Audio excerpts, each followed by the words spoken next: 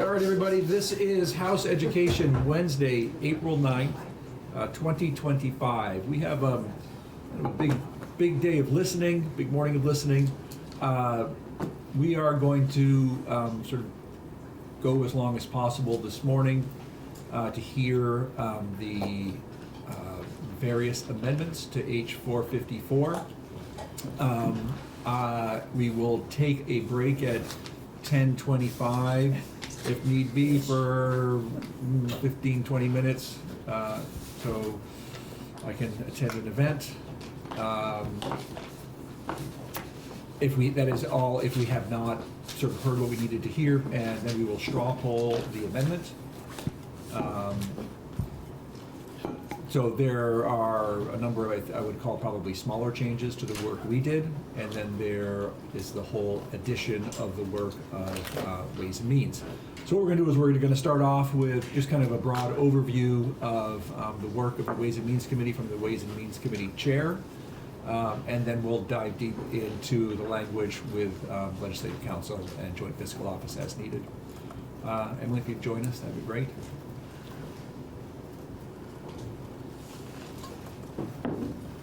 Thanks for all of your work last week, your committee's work and all of that. We look forward to hearing what you have to say. It's all yours. Really glad to be here with all of you. Good morning. Thanks for all of your work leading up to this. So the Ways and Means Committee did a few different things. One of them, as Chair Conlon said, was we were, just the next stop on the bill. So there was some little pieces we found that we fixed. And we did that sort of in consultation with your chair. Say improved, not fixed. Improved. I mean, some of them were typos. Adjusted. And staff will talk you through those. I'm not going to get into that. The second thing we did, I'm sort of going in order of significance. The second thing we did was there were a number of either cost drivers or elements of our education system or elements of the education fund costs that we are not going to get to this session, right? CTE, special education, huge things, hugely impactful things. How we count pre-kindergarten children, all of that.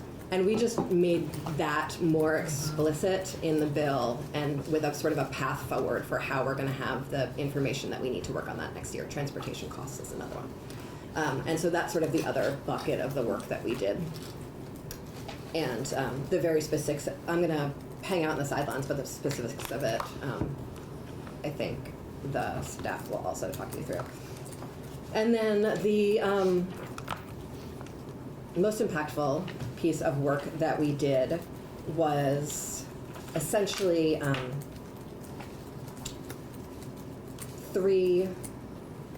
4 sections. And I don't mean sections of the bill, I mean sort of sections of policy, pieces of policy. So one is the foundation formula. We've been working on that since before the session. The Ways and Means Committee actually spent significant time working on a foundation formula over the last probably 4 years. We did that as part of 127. We spent a lot of time talking about what a foundation formula would look like. Last biennium, we got quite far in passing a foundation formula. And then decided to step back because we really wanted to go hand in hand with education policy. And then this year, we spent a significant amount of time evaluating the foundation formula that came to us from the administration, understanding what was in it and what was not in it, and trying to make sure that the fiscal work that we do is there to support the education policy work rather than the reverse, right? We don't want fiscal scarcity or fiscal abundance to drive policy. We want policy to drive policy and the fiscal work to support and reinforce that. And I am happy to give examples of times we have not done that very well if you want me to, but I will save that for questions. But I think all of us, your committee included, has sort of learned a lot of lessons from previous efforts at education reform since Act 60, and I think we all built on that in doing this work. And the particular way we went about the foundation formula, I think, really speaks to that. So we wanted to begin the reform work of a foundation formula by implementing the new foundation formula in the year that the new governance structures are developing their first budget. So the first budget of the new districts will be built with a foundation formula. We did that for a number of reasons. One, that means, and I'll get into this in greater detail, that means that likely they won't need to have district-wide votes on their budgets unless they very much choose to, and so that frankly takes a little bit of significant pressure off of them. Two, we want a foundation formula because, and you all know this better than probably most anyone in the building, our current education system, our current education finance system is not providing equal or equitable opportunities around our state, right? And I said this yesterday at the Caucus of the Whole, and I don't want to repeat myself too much, though I certainly have a lot these days.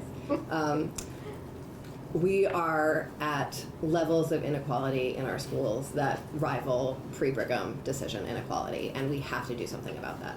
And any education finance expert will tell you your education finance system needs a significant refresh every 20, 30 years, and that's what we're doing here, and it's significant. So that new foundation formula would start with that new district. It is built around the spending that we have now, the data related to spending we're doing now, which is about not so much how much we're spending now, but how do costs differ based on certain factors, say economic disadvantage, or English learners, or rurality. How do costs differ in that system to reach the same outcomes? It also says how much is needed in something close to our current system if spent as efficiently as possible to meet sort of core outcomes of our system. And there's a memo from the team that did that modeling that's on JFO, created a really nice sort of folder with all of the documents related to this that's available to you. So that's what we're starting with. A foundation formula that's built on the most efficient and effective use of sort of our current system.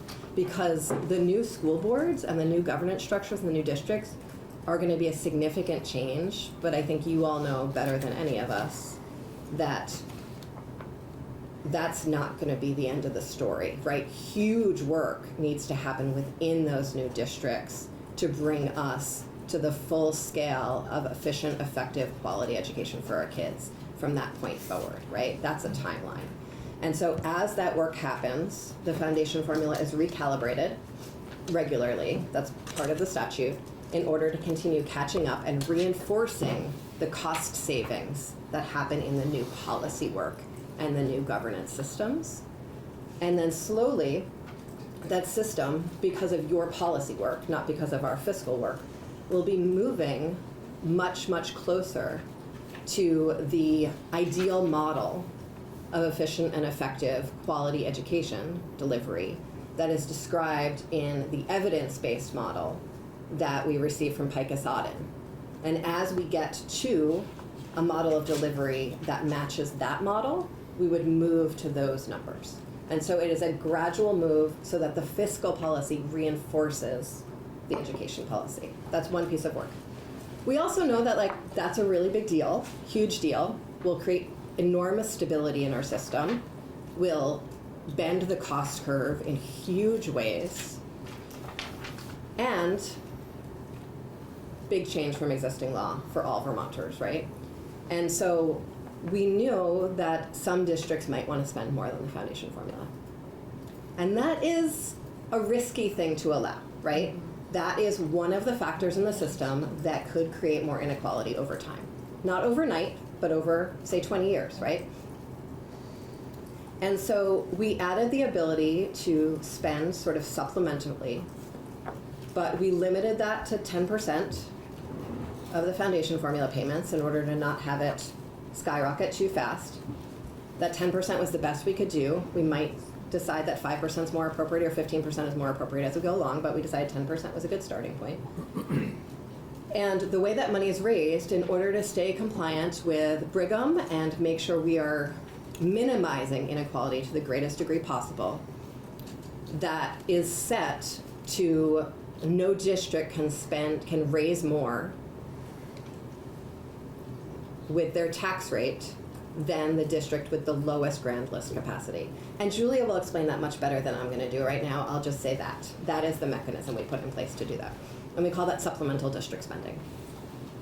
Because of that sort of different grand list raising ability from district to district, some districts are going to have extra revenue from the taxes that they levy on their districts, and that money is going to get deposited into a special fund in order to fund school construction. That is not going to solve the whole school construction financing conundrum. That is also one of the projects for next year or the year after, but it begins to seed the fund, and that's really important. So that's the foundation formula and the supplemental district spending. We also did work to strengthen our tax base, right? And the tax base is the grand list when we talk about education spending for the most part.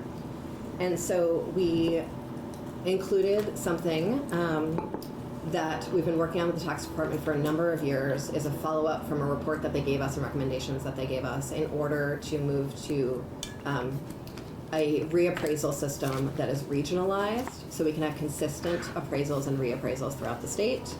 If any of, and I can talk more about that if anyone's curious, but I'll just sort of stop there. I talked about the caucus of the whole yesterday. As part of that as well, we also wanted to add more policy definition to our system of homestead and non-homestead. I think everyone's had a conversation with a constituent about what non-homestead means or is, and the significant confusion that results from that. And so we divide the non-homestead into 3 different categories that more closely mirrors how those properties are used and makes more sense to sort of the average person as well, because we know that we want to add more transparency to our system. And so that includes a category that is called non-homestead apartment. Apartment is any property that's rented for someone to live in long term. So it could be a condo, it could be a house that is fully rented to a family but with just 1 unit. It could be a 50-unit affordable housing complex, but in all cases that's non-homestead rental. Non-homestead commercial, which is sort of the biggest bucket there and includes things from parking lots to factories to resorts. And then non-homestead residential, which is essentially second homes, but not things like camps. Those all have a uniform tax rate right now, all 4 of those categories, homestead and then those 3 non-homestead categories. But in the future, if we want to add more policy definitions, say to make apartment property taxes lower, we could do that there. And then the last piece, under the big buckets of the work we did, was to change our work on how we adjust property taxes based on people's income. Right now we have the property yield and the income yield, and it's quite confusing for most people. And it's also, those thresholds have not been adjusted since Act 60. That was a long time ago, right? That was the 90s. And they have not been adjusted because every time we looked to adjust the thresholds, there were a lot of knock-on effects that were not appetizing to really anyone. Because of the way our education fund is sort of self-filling and self-balancing, there were a lot of unintended consequences whenever we tried to change those thresholds. So we created a new system based on the recommendations from the tax department that is a homestead exemption. And so if someone is income eligible, and we add an inflator to the income eligibility, which was not in current law, that income eligibility inflator, if someone's income eligible, they would get a discount on the value of their property for the purposes of taxation. Built into that is a number of steps rather than cliffs, which is a big change from current law. Built into that is a transparency so that if a district does decide that they want to spend more money, people's property tax bills will be known, future property tax bills under that vote will be known in advance of the vote, which feels like a wild and exciting change. And people will be able to really anticipate year over year what their property tax bills will look like in a way that is not true under current law. So it's a much smoother curve. Under the numbers we've looked at, almost all of the taxpayers under the existing system will be better off. And the folks that you know who's might live in communities where property values have soared in recent years and have gotten bumped out of income sensitivity will be brought back in. So it's much more sensitive to people's changing incomes and changing property values. So those are the big buckets of work we did.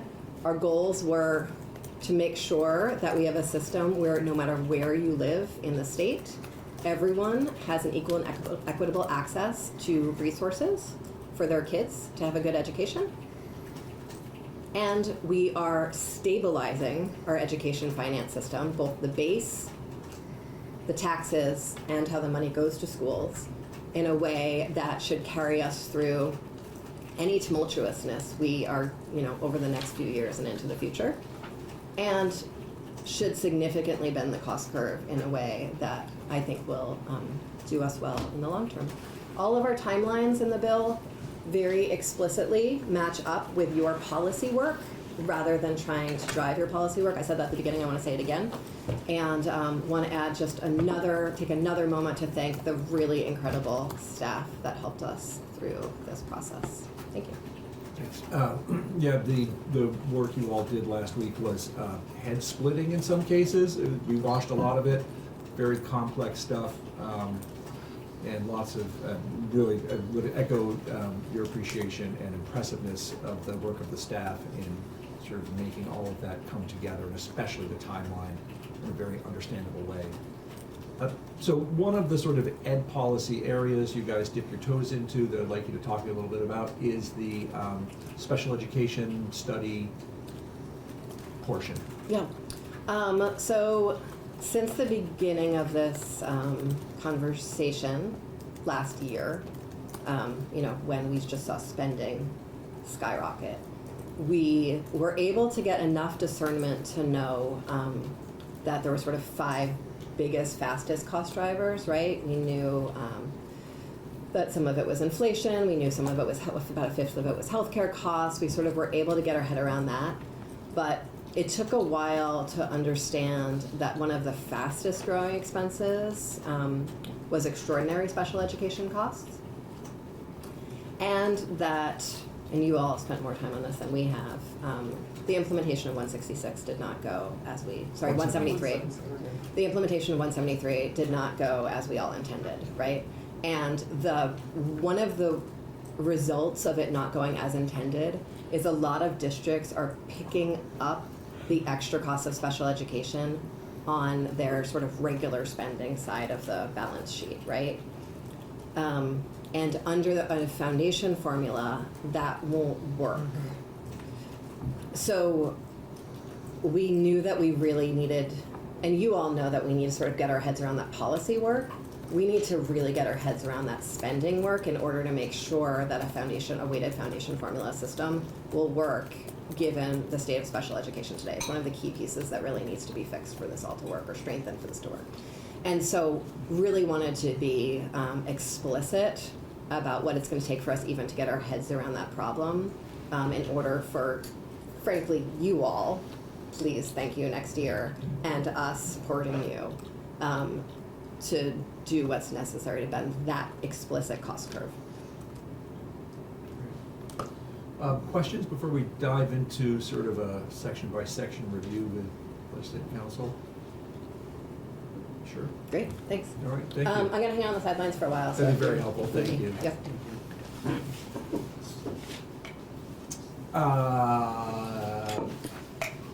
I assume, Beth, you'll be presenting, walking through? Would you like a team? Whatever your pleasure is. Yes, why don't we do that? And you can then call on colleagues if there are portions that you feel are better explained by them. But you're our teacher-in-chief. You're the education committee. Beth St. James, Office of Legislative Counsel. So, would you like me to share my screen? Yes, why don't we do that for the benefit of the folks watching? I am going to.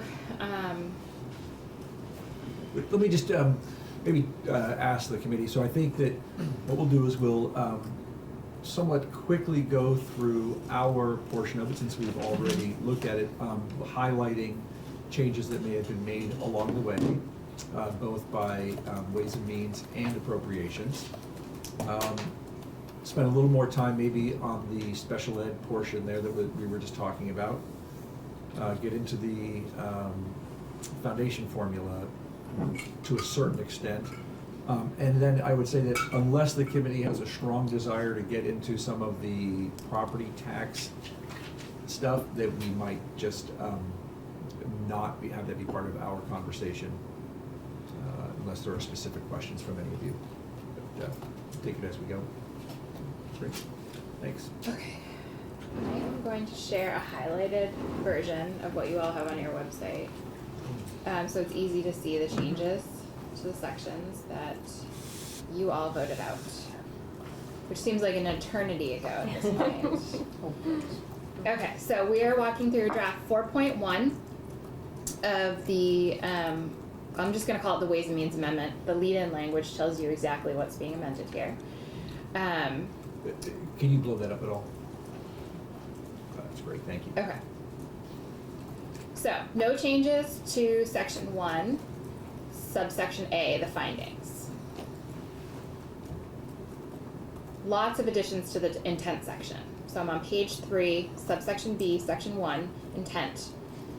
If there's no highlighting, there were no changes made by Ways and Means, and I can just take appropriations off the table. They didn't make any changes to the bill. Oh. So it is further the intent of the General Assembly. Here's your plan for going forward. In 2026, enacting larger school district boundaries stays the same, but then we've added some clarifying language that they would take effect in July 1, 2027.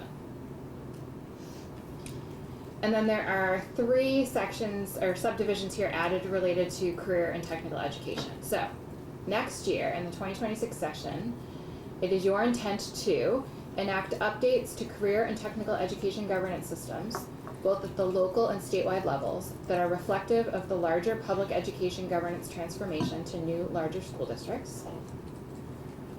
Create a coordinated and coherent statewide strategy for career and technical education that is responsive to students and the state's workforce needs, and that provides opportunities for more integration between career and technical education and traditional high school work.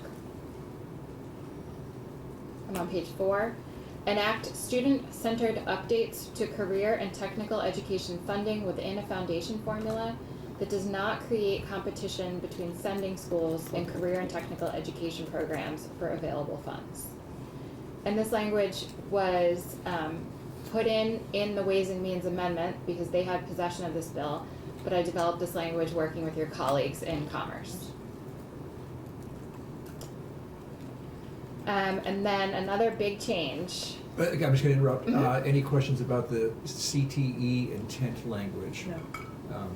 I appreciate the fact that it does a better job speaking to CTE in the future than we had. I appreciate that. You guys are going to be busy next year. My question was about commerce, and you answered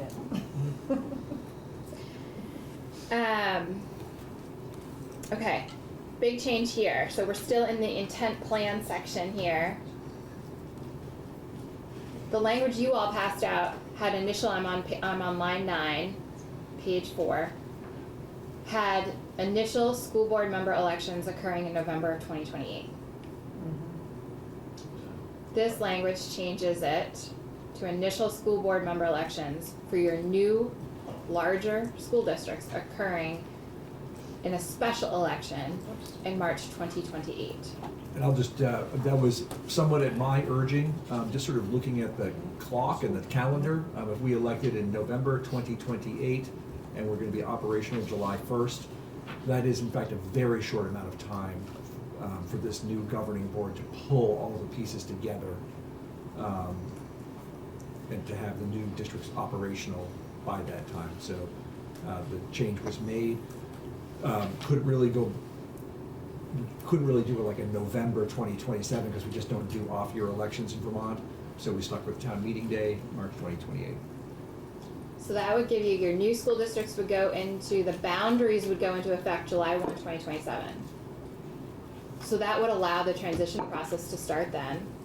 Folks to decide they want to run for school board, get all their petitions in, ballots to be appropriately warned and go out, have elections, and then whenever that election occurs to July 1, 2029, those new school board members will be developing the budget, doing all of the transition processes we talked about, the transfer of debt and assets, liability, etc., and developing all the policies for your school districts. What does curriculum look like? What are your transportation policies look like, etc. So. Yeah. This might be a question is for you. The special election, would that have to go through, would we have time to do this next year? Will it have to go through GovOps to work on this, or is this something we put in? And It's also on the warrants. Yeah, I mean, I think this is an intent section, yeah, so it's not, okay, so. yeah, it's not like making it happen, but it's our intention, and yeah, absolutely, I mean, this would be major work for GovOps Okay. next year. I'm just worried about like mail-in balloting and things like that I want to include in this, so. That's a Okay. good point for next year, but Yeah, okay. it does Okay, not, that's fine. yeah, it does not call for that. Yep. No further changes to section 1, which was your intent and findings section. So now we're in section 2, the Commission on the Future of Public Education, your subcommittee. No changes to the non-voting members. Avert your eyes.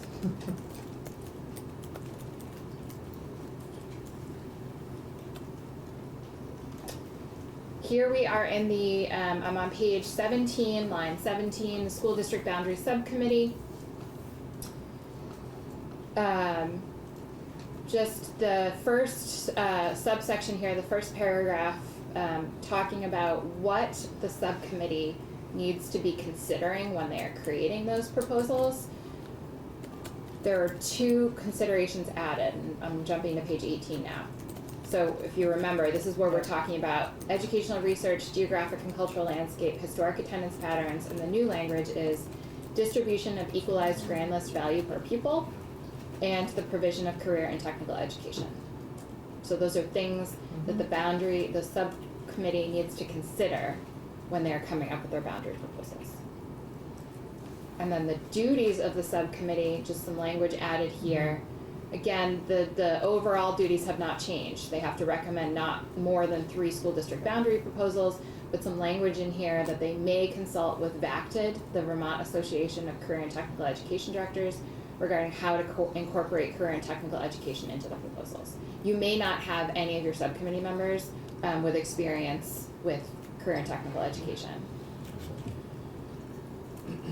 And then no further changes to the work of the subcommittee.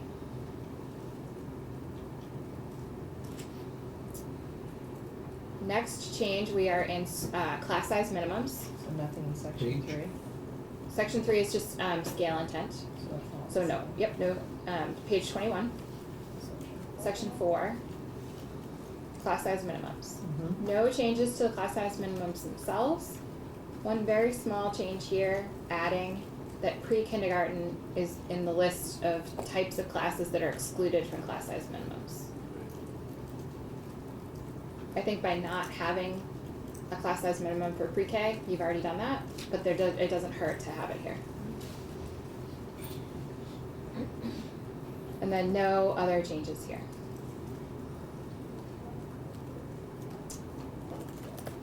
Then no changes to what would happen if you fail to comply with state board standards related to consolidation. No changes to the requirement regarding State Board of Education rules and reports. No changes to your school size intent language. I'm on page 28. No changes to section 8, prohibition on school closure and transition to paying tuition. Oh, that's not true. There was a change here. On page 29, starting on line 1, I suggested adding this language that notwithstanding any provision of law to the contrary, if designation is required pursuant to this section, the designation process contained in section 827 shall apply to schools operating grades K through 12 or any subset of grades therein. the designation law currently only applies to high school. So school districts are only allowed to designate secondary schools. And so I think that the language that you all passed out was fine because you already started with a notwithstanding up here. And you referred to section 827, but I think this language just makes it more clear that the designation process in this limited circumstance could be used for K through 12. Starting on page 28, section 29, section 9, we get into the school construction program, and there are some small changes here. No statement of policy changes. No changes to section 10, the actual program itself within AOE. Small changes to the advisory board. So no changes to the membership or what the advisory board is actually doing. But on page 36, starting on line 2, the language that was introduced in the bill and that passed out in your amendment to H.454 had the treasurer calling the first meeting, and this changes it to the chair of the State Board of Education. And then I believe the first meeting was to occur in 2026, and this moves it up to September 1, 2025. I'll just say that the change as to who calls the first meeting was made in consultation with the treasurer's office, who I think basically said we don't want to be in charge of that. And then another addition here, so this is a charge to the advisory commission itself, or the advisory board itself, that on or before December of this year, the advisory board is required to submit a report to the education committees and the money committees with recommendations for addressing the transfer of any debt obligations from current school districts to future school districts as contemplated by the education transformation.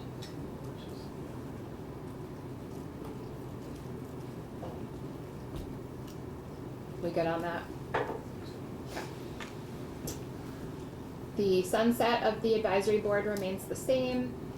The school construction aid special fund, we're adding here, I'm on page 37, section 13, lines 18 and 19. So when it passed out of your committee, the fund only consisted of amounts transferred or appropriated by the General Assembly and interest. And Ways and Means added in any amounts deposited in the fund from the supplemental district spending reserve, which is, I'm gonna let John talk about that when we get there, rather than butcher it right now. But I think that's probably gonna be the main source of funding for this special fund. Section 14, I'm on page 38, approval and funding of school construction projects. This is what goes into approval for a school construction project and how much the awards would be. Again, a very small change here also at the suggestion of the treasurer's office was to how the award is distributed itself. I'm on page 42, line 14. So the base amount of an award shall be 20% of the eligible debt service cost of a project. That hasn't changed. Line 17, we just add some clarifying language here that those awards would be doled out annually. It wouldn't be a lump sum up front for what you would anticipate for the debt service to be over the life of the project.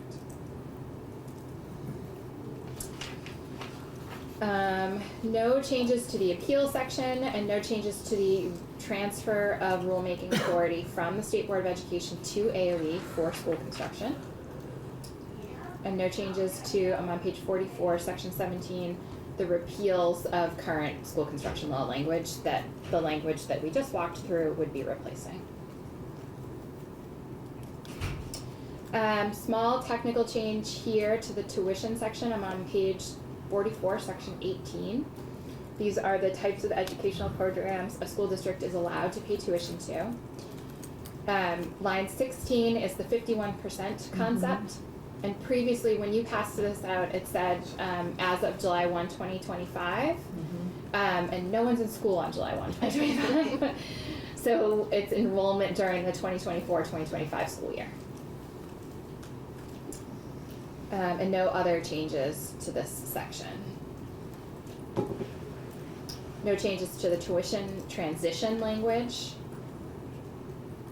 No changes to the AOE, I'm on section 21, page 46. No changes to the Agency of Education report back to you all school calendar or graduation requirements, except, let's see. I think there may have been a change. I'll look at it when I'm not in the chair and follow up, but just to be clear, the graduation requirements, AOE, let's see. AOE is making recommendations to the State Board of Education for what graduation requirements should be. Then the State Board of Education further up, that we've already walked through, that I may have failed to highlight something on, was required to amend the education quality standards to develop statewide graduation requirements. And those graduation requirements would go into effect starting in 2027-28 school year for the freshmen that year, so the class of 2031.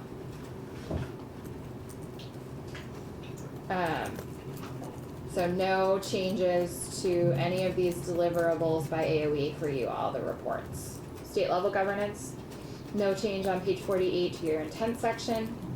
No change to the substance in section 23 of State Board of Education appointments.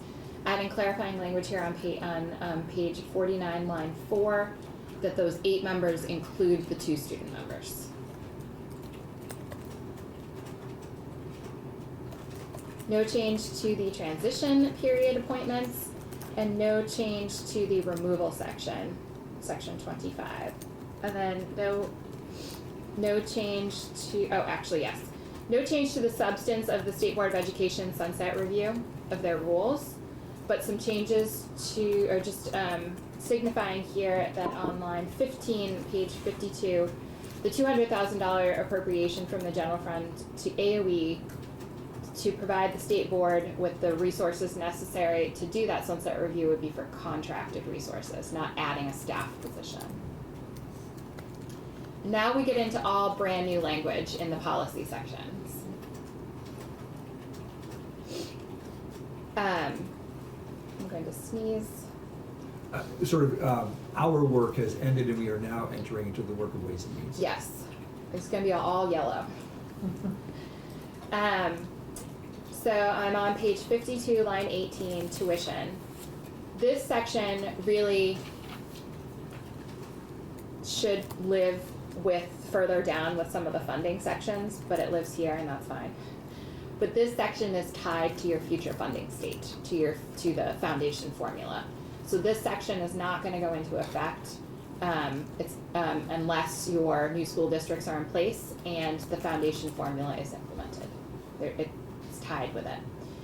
So it's an amendment to section 823 in Title 16. You'll see right there on line 19, we're getting rid of the word elementary. Currently in the tuition statutes, you have an elementary tuition statute and you have a high school tuition statute. You'll see we're gonna repeal the high school tuition statute. We're gonna have one statute for tuition K through 12. And that is, so currently, you can see all the language that's crossed out here. If you attend a public school, the language is, the district shall pay the full tuition charged its students attending a public elementary school. And then for approved independent schools, it is average announced tuition, generally speaking. There are exceptions to that. What this section proposes is that now in your future state, tuition would be to a receiving school, an amount, so receiving school would sweep in public or independent, depending on what policy choices you make in the future. It would be an amount equal to the base amount of your foundation formula, with all of the weights applied to that base amount for each individual student. So the money is following the student. Mm-hmm. And that's it. And that would apply K through 12, whether it's a public school or an independent school. They get the same. Yes. Well, they get the same if it was the same student. Right. Every student has the potential to bring different amount of money with them. Got But it. yes. Okay. No more, no less. So then on page 54, section 28, repealing all of the sections related to tuition and how it's calculated, not the programmatic pieces behind the tuition policy itself. So high school tuition, we're getting rid of that statute because now we have one statute for tuition. We're getting rid of a maximum tuition rate calculation section. We're getting rid of notice of tuition rates. We're getting rid of the tuition overcharge or undercharge piece because now we're not tuition rates aren't going to vary. It's going to be the amount of money that the student would bring with them, which is the base amount with the weights applied for each student.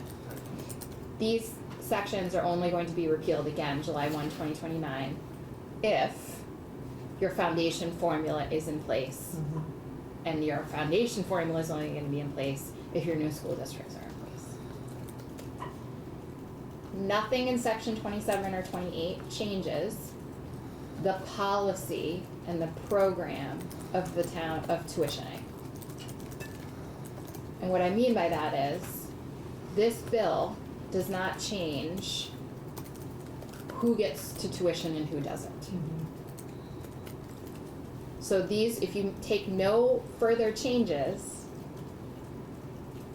this tuition amount would be applied to the current tuition system, which is choice in certain districts.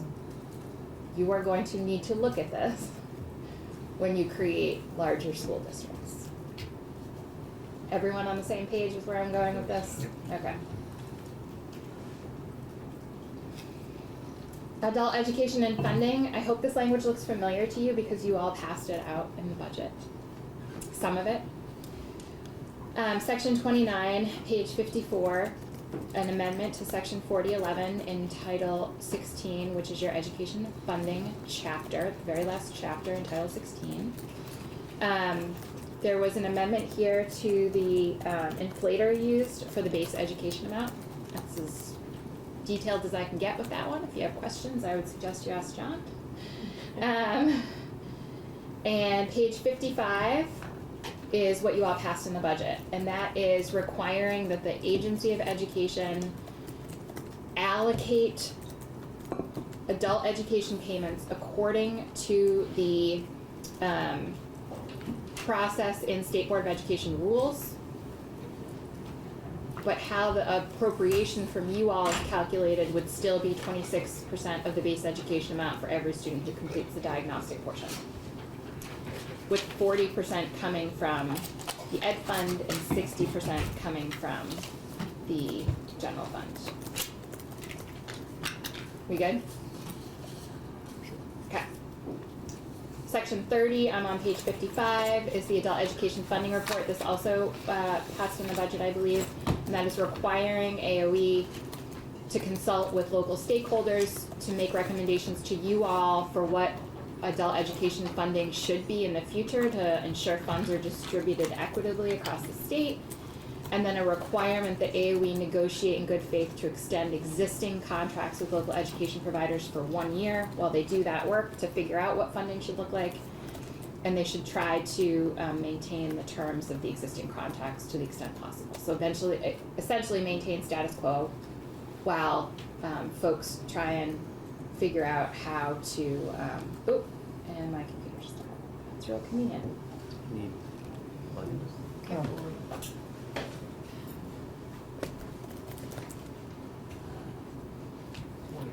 And again, just to repeat, this was language that was already approved in the budget. Right. Except for the inflator.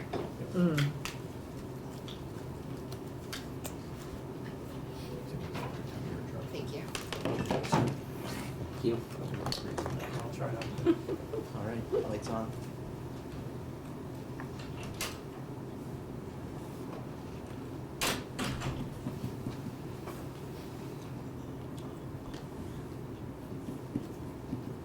I'm seeing a blank screen right now, so I don't know how that happens. I can share if you want me to. Or do you want to use my? No, I think it'll, You'll catch up in a second. yeah. Bill, one question. What was that section where you said this was going to need to be re-examined? That's the all of the tuition. Tuition. Okay, so just the instruction section, was it like 18 or 17? 28 and 29. Sure. Just grab. Read my numbers backwards.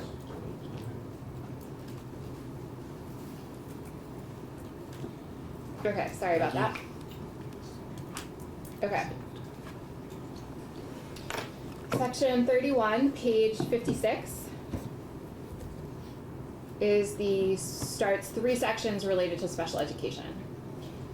So section 31 requires the Agency of Education on or before September 1st of this year to submit to the education committees and the money committees a written report addressing the factors, and there's a lot in these sections, so I am gonna kind of go word by word so that you get the gist of what's happening there. Addressing the factors contributing to growth in extraordinary special education, moving to page 56, reimbursement costs.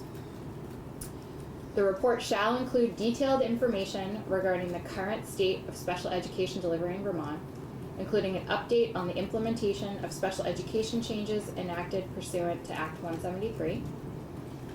And the report shall include a description of the current state of supports for students with disabilities in Vermont and recommended changes to structure, practice, and law with the goal of improving the delivery of special ed services and managing the rising extraordinary special education costs as Vermont's special education finance system transitions from a census block grant to a weight for special education costs.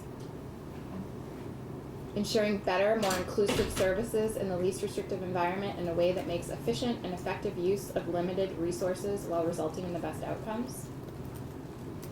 Responding to the challenges of fully implementing Act 173 and the lessons learned from implementation efforts to date. Ensuring that the delivery of special education is responsive to student needs, and addressing drivers of growth of extraordinary expenditures in special education.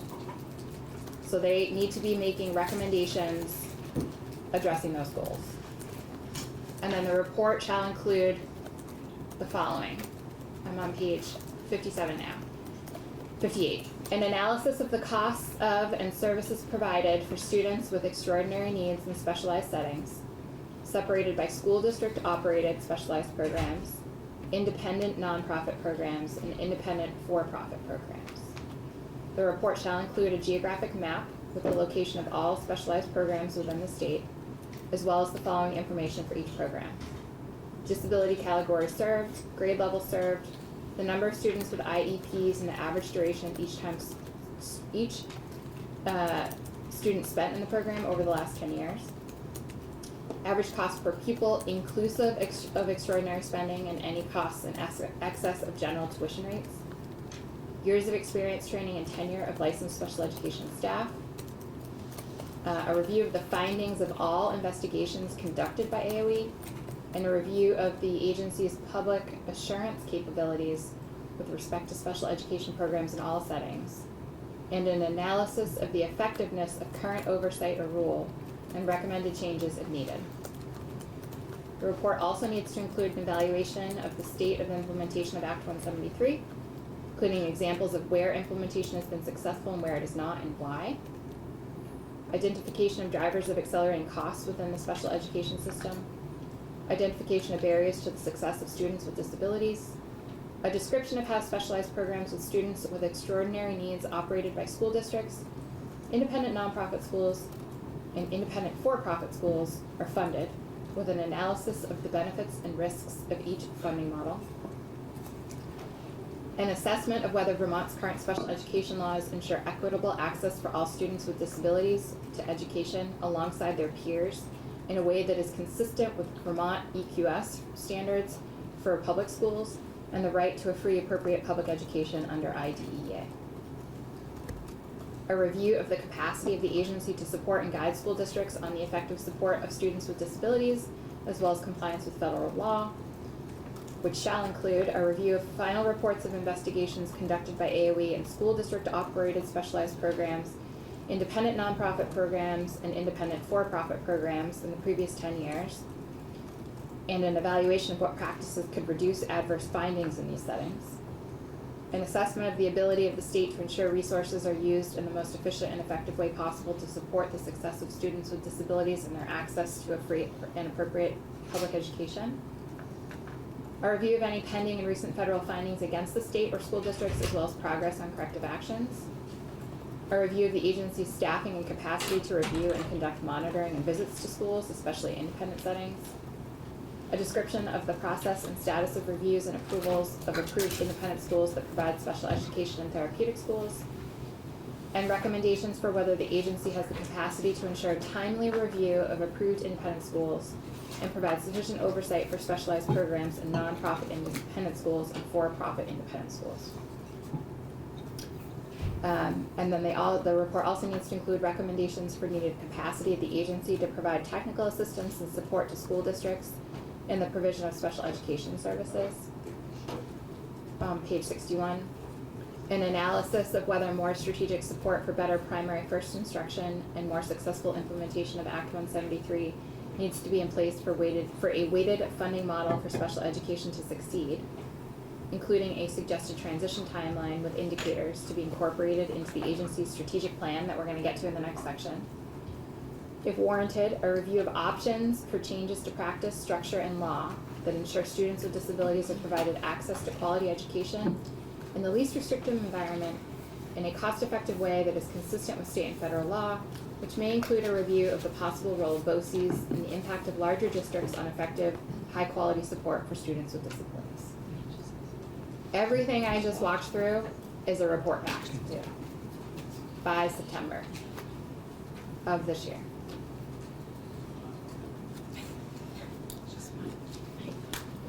Okay. Strategic plan, section 32.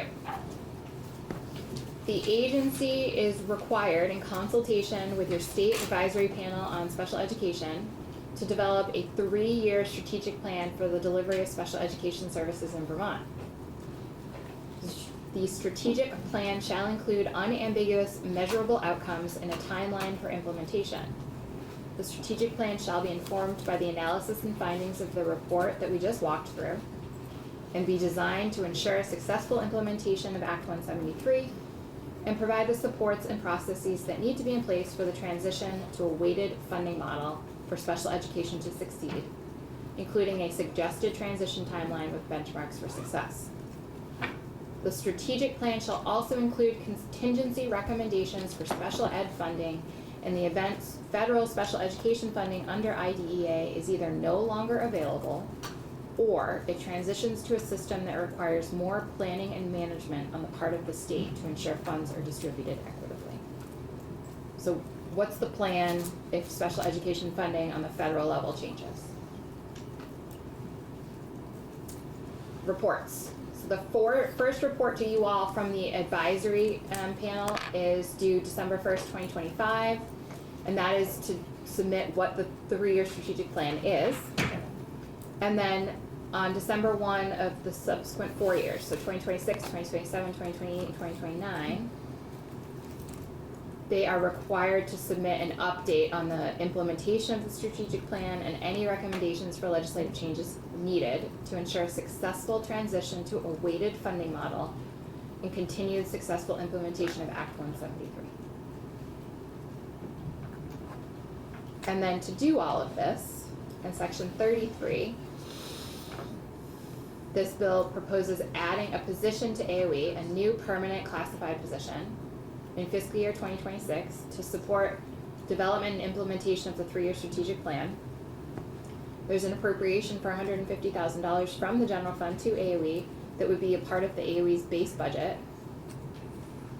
And then the agency is required, because this is a new permanent position, to include funding for this position along with all their other positions every year in their budget request. And that is it for the policy sections that I was responsible for. Questions? Just, my own reflection on this, I think, is to, we have known ever since I've been on the education committee, 9 years, that Vermont is a real outlier when it comes to special education identification and costs, and especially extraordinary costs. And we have yet to sort of get a good handle on the how much, whys, and how are we going to address it. So I'm thankful for the inclusion of this. I think it's important information and important work that needs to be done. Yes. Okay. I just want to add, I believe the Agency of Education is already doing a lot of this work. This fall on the Commission on the Future of Public Education Finance Subcommittee, we spent some time trying to get our hands around this cost driver. The Agency of Education came in, said they were working on a comprehensive report and plan related to it. We all had a joint hearing at some point recently. Anyway, I don't know, whenever it was. That was intended as a follow-up to that. They, given all the other work they're doing, they haven't been able to sort of finish that work. But I'm hopeful this can integrate into the rest of the strategic planning that they're doing and the report that they're already planning. So I don't, it's, you know, not a new idea from anyone, it's just sort of formalizing, I think, what we've all been working on. And I'm fairly confident that the information that is asked for in here, in terms of data, exists, and it's a Yes. matter of compiling it. Okay. Thank you very much. Thank You're welcome.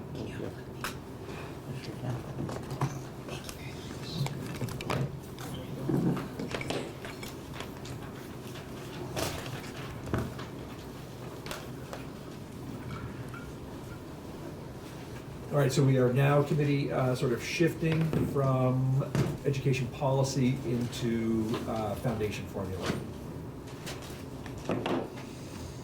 Morning, everyone. Morning.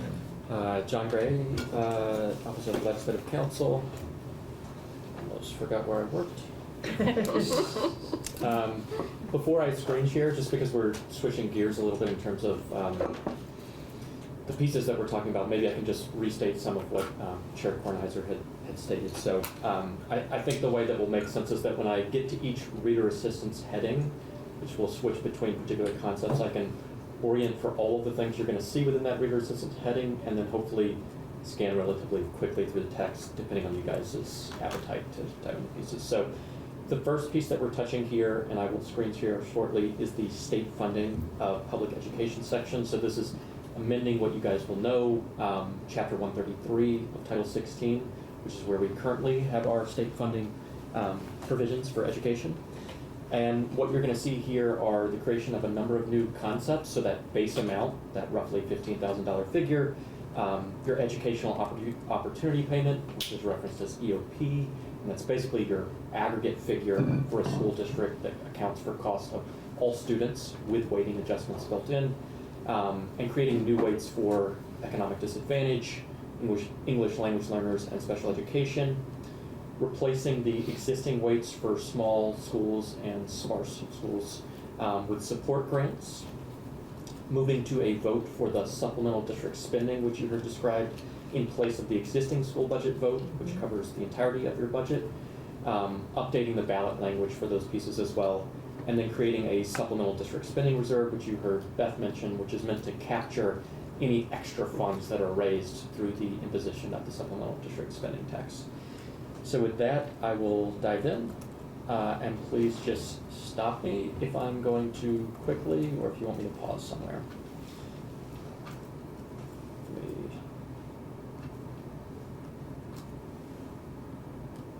That's pretty good. Okay, so here we're diving in section 34, just amending your definition section of the state funding piece. So you're going to see a couple of current law concepts that are removed because they aren't necessary for the new foundation formula. So for instance, we're pulling out education spending because you don't need this big bucket concept anymore from which you're subtracting particular pieces to adjust your homestead rate. That's not the new systems approach. This is just technical cleanup, or really for clarity, on line 11, base education amount. That's an sort of archaic, old concept that's in current law. Because we're introducing a new concept of base amount, we're just now, instead of it being base education amount, which would lend itself to a lot of confusion, updating that title, but it's no substantive change to that piece. So the real core concepts that are brought in here are your base amount. This is a per pupil cost factor amount of $15,033. It is inflation adjusted, so each year this will be adjusted for inflation and then rounded up. And I would call out, this will be relevant at my final sections of the bill, the cost factor piece. I'm sure as you guys are familiar, We've talked about two different approaches, cost factor and evidence-based.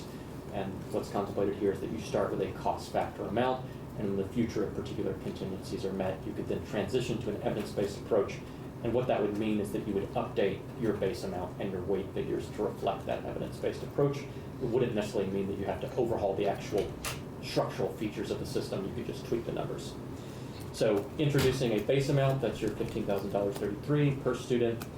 And then your educational opportunity payment, again, that's your aggregate figure. It's your base multiplied by the weighted long-term membership of a school district. Section 35, this is your updates to the weights. So you're going to see a couple of new definitions here to account for some of the refinements that were proposed.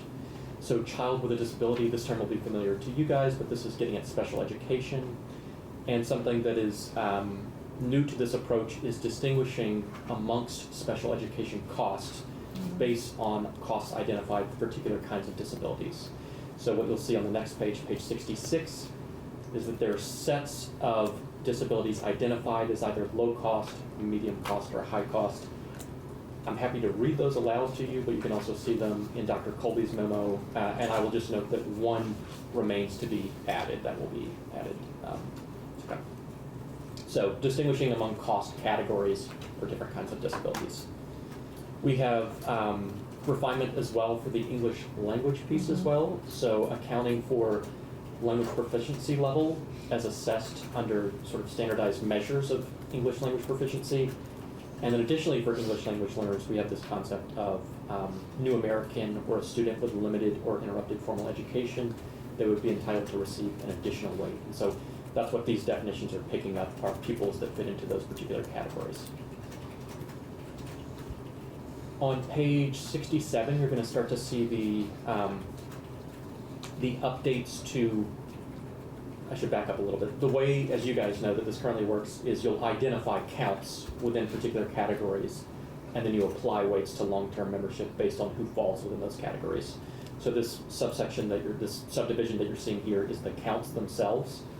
And what you see at the bottom of page 66 and the top of page 67 is the removal of the necessity for counting your grade levels, because there's no longer a grade level weight. So grade level weights are being removed, and you're seeing we stick with the same concept for identifying economic disadvantage. So no change there, that's current law. People whose families are at or below 185% of FPL. But introducing refinements for English language learners. So I'm gonna interrupt for a second if you don't mind. Maybe Chair Kornheiser could speak to the elimination of grade level weights. I assume that that's based on the sort of the scientific research that went into the recommended weights. Yes, and Julie Rector can also speak more to this if she comes up to speak. But the elimination of the grade level weight was because in essentially recalibrating all of the numbers based on more current data, there is not a significant, and by significant I mean statistically significant difference between the costs across grades. I know there might be an intuitive difference. I know there might be a difference if you compared averages on a spreadsheet that is, all of those things are different than a statistically significant difference, which is what all of these numbers are based on. And it harkens back to that cost factor that we're talking about, cost factor pieces.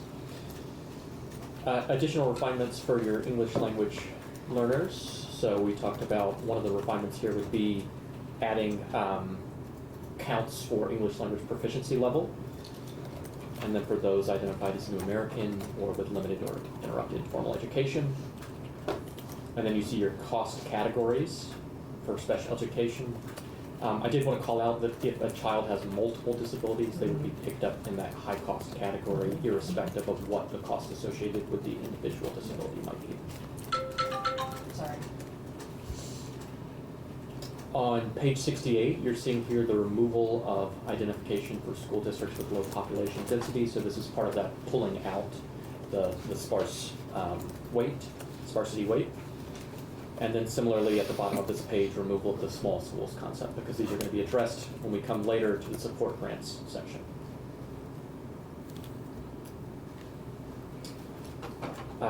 Jumping down to page 70, you're going to see the new weights themselves. So on line 9, subdivision 2, you're seeing the updated weight for economic disadvantage, just a slight tweak from 1.03 to 1.02. You're going to see greater changes in the following sections. So subdivision 3 is your EL weights, and you can see that if you're in level 1, so that lower level of language proficiency, you receive a weight of 2.11, and if you're at the highest levels of that assessment, you're receiving an additional weight of 0.12. You wouldn't be in multiple buckets here. It would be your most recent language assessment.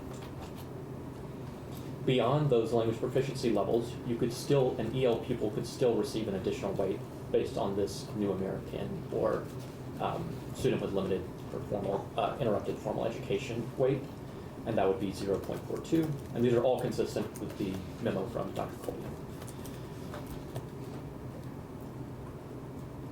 And then you're seeing the weights here for special education, so those associated with particular costs of a disability.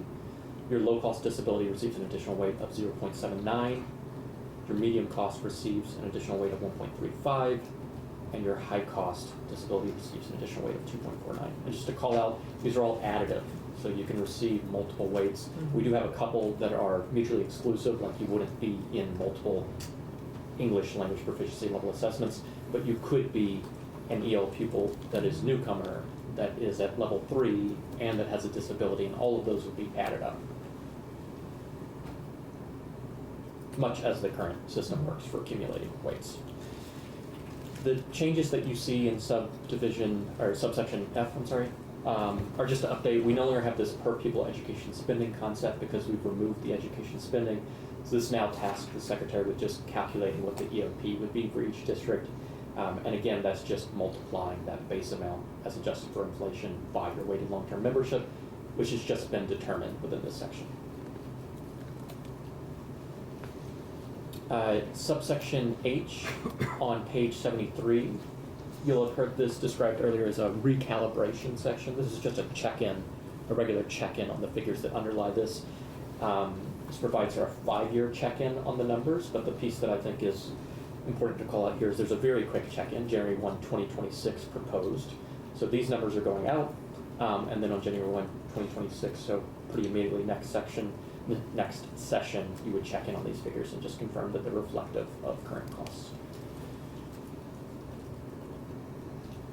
Section 36, this is just conforming changes for education payments. I don't think we need to spend a lot of time on this section, but it's switching from General Assembly appropriating funds to pay for statewide education spending to providing for your EOP, your grants, portion of the categorical base amount. So it's just conforming changes to pick up all the concepts that we've just talked about. And you'll see that each school district receives annually its EOP, and it would also receive its supplemental district spending. We'll come to this later, but unlike the administration's proposal, which had offered that local spending, for which there is this state kick-in piece, that money would stay locally and wouldn't come up on the ed fund.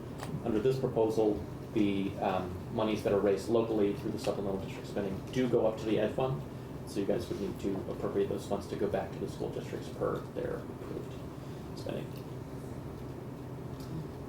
And when I come to the reserve, there's a piece that I'll talk about as to why that matters even beyond accounting purposes, because there's an extra amount that comes with the voted funding. On page 76, section 37, this is the replacement. We talked about repealing those small schools and sparsity weights, and so now what you have is these support grants. I can walk a little bit slower through this. As you know, when we talk at the school district level, we talk about long-term membership, average daily membership, weighted long-term membership, those concepts that apply to district level. In this case, we're talking about funds that follow students at particular schools, and so we can't rely on that LTM, ADM figure to get at that concept. We need a school-specific concept, and so that uses enrollment. So that's what you're seeing here. This language probably doesn't look new to you. This is the same enrollment language that was used when you had small school support grants a few years back. But enrollment is the number of students enrolled in a school operated by the SD on October 1, and students counted as one whether that student's enrolled as full-time or part-time. small school has two pieces here. So the intuitive piece, fewer than 100 pupils in 2-year average enrollment, but maybe more substantively or equally substantively, there has to be a determination, and this is related to provisions that you guys provided by the State Board of Education, that they're small by necessity. So that those recommendations that we talked about earlier in the bill, the State Board to come out with standards on what is small by necessity, these would be picked up in the small school support grant. So whatever determination is made there would flow into this concept of small schools. Sparse school district, this is a slightly simplified version of what's in existing law, which has distinguished between different classes of sparsity. This is just a school district where you have fewer than 55 persons per square mile. 2-year average enrollment, that's the average enrollment of the 2 most recently completed school years, and the actual grants themselves are in subsections B and C. So for small schools, the Secretary would annually pay a small school support grant to the school district for each small school within that SD, determined by multiplying the 2-year average enrollment by 3,157. Again, these are figures from the Dr. Colby memo. And then for the sparsity support grant, similarly, you would pay that grant to each sparse school district, but you would look to the public schools within that sparse school district. It wouldn't just be a district-wide LTM number. It would be the actual enrollment at public schools within that sparse school district, and the particular figure that you would receive per pupil essentially is 1,954. Throughout, you're going to see inflationary adjustment provisions being built in. In some cases, this is cleaning up areas where there weren't inflationary adjustments in existing law. So for instance, you'll recall that the PTC, the property tax credit, which we'll come to later, doesn't have inflationary measures built in, and we've tried in each instance where we introduce a dollar amount to provide for inflation so that you don't have to engage in political battles to update the numbers in future years.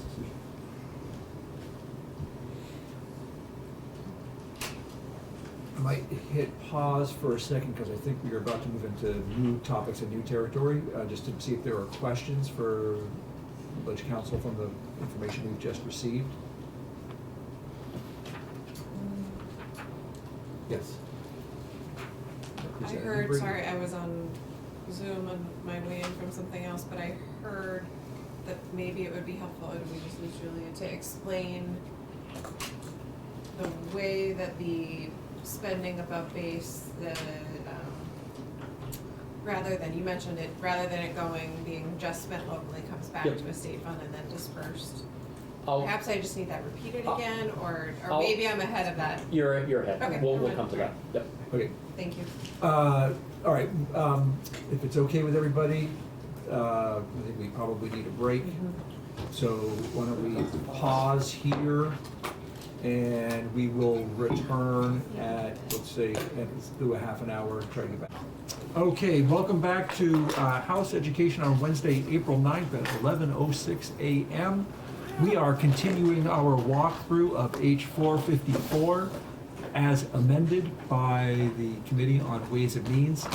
Just for technical purposes, everybody, theirs is a strike-all amendment of our strike-all amendment.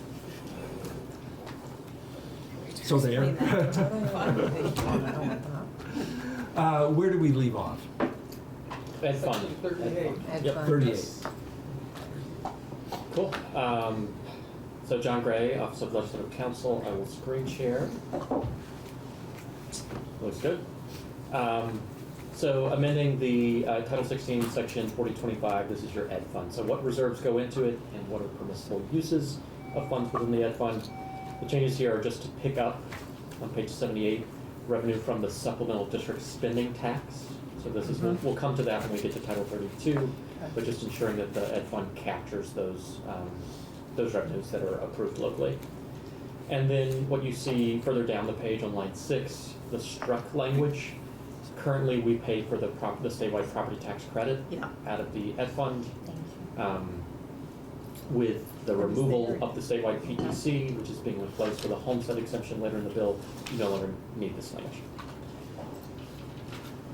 Section 39, this is just cleanup language, nothing substantive here, but the Ed Fund Stabilization Reserve has language that currently references the old Equal Educational Opportunity Act, so just pulling that out, but it doesn't change the substance of this section. Section 40, this is similar to what we looked at in Section 36. These are conforming changes for the fund payments that go out to school districts. So maintaining the same schedule, but updating these from being the education spending payments to being your EOP plus supplemental district spending. I will note that there are some provisions in existing law, and you'll see this scattered throughout the bill, that attempt to incentivize timely passage of budgets by withholding particular payments or giving you only a portion of the payment that a school district would receive. Because the budgetary vote means something quite different in this new concept, right? You're getting a foundation amount, and your budgetary vote is just about that supplemental district spending. The incentivizing pieces of current law have been removed because no longer seen in the same light, basically. Like, you don't need to incentivize people to pass their local budgets because they're receiving that foundation amount. So when you see struck language like this, that is the thinking behind it. The bottom of page 80, removal of excess spending related pieces, because that's no longer, there's no longer an excess spending penalty. But as we'll discuss later, there is a cap imposed on what you can do locally. Section 41, this is your ballot language for the budget vote. So what you're going to see on page 82 are the updates to the information provided to voters. So 82, it'll be on page 83, I'm sorry. So that, that information is going to include no longer the anticipated homestead tax rate and your income sensitivity pieces. It's going to tell you your anticipated statewide education tax rate, which can be determined from the December 1 letter as adjusted for tax classifications. And then importantly, for the local voters to understand the impacts of their decision making here, it would tell you what the definition of supplemental district spending is. That's what you're voting if you're a voter in your school district. The long-term membership of the school district, we'll come to this later, but when we're determining your per pupil amounts for what you raise locally, we do not use a weighted count. We use long-term membership, not weighted long-term membership. So describing long-term member, it's going to set out what that long-term membership is. It's going to set out the district's per pupil supplemental district spending in the proposed budget and as they've done in the previous years. And it's also going to set out the supplemental district spending yield, which we will come to explain why all of these pieces are included. You can look at these numbers and you could individually then determine what tax rate is required to support the budget that you're voting, basically.